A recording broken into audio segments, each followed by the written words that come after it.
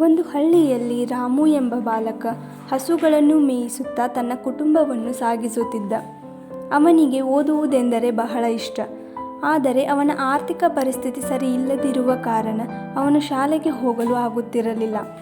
ರಾಮುವಿನ ಈ ಆಸೆಯನ್ನು ತಿಳಿದ ಒಬ್ಬ ಶಿಕ್ಷಕ ಅವನಿಗೆ ಉಚಿತ ಪಾಠ ಹೇಳಿಕೊಡಲು ನಿರ್ಧರಿಸಿದ. ರಾಮು ದಿನಪೂರ್ತಿ ಕೆಲಸ ಮಾಡಿ ರಾತ್ರಿ ದೀಪದ ಕೆಳಗೆ ಓದುತ್ತಿದ್ದ.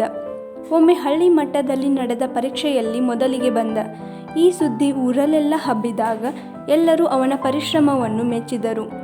ನಂತರ ಅದೇ ಹಳ್ಳಿಯ ಒಬ್ಬ ಉದ್ಯಮಿ ರಾಮುವಿನ ವಿದ್ಯಾಭ್ಯಾಸದ ಜವಾಬ್ದಾರಿಯನ್ನು ತೆಗೆದುಕೊಂಡ. ಕೆಲವು ವರ್ಷಗಳ ಬಳಿಕ ರಾಮು ದೊಡ್ಡ ವೈದ್ಯನಾಗಿ ಸೇವೆ ಮಾಡುತ್ತಿದ್ದ. ಹಳ್ಳಿಯ ಜನರಿಗಾಗಿ ಉಚಿತ ಚಿಕಿತ್ಸೆ ನೀಡಲು ಬಯಸಿದ.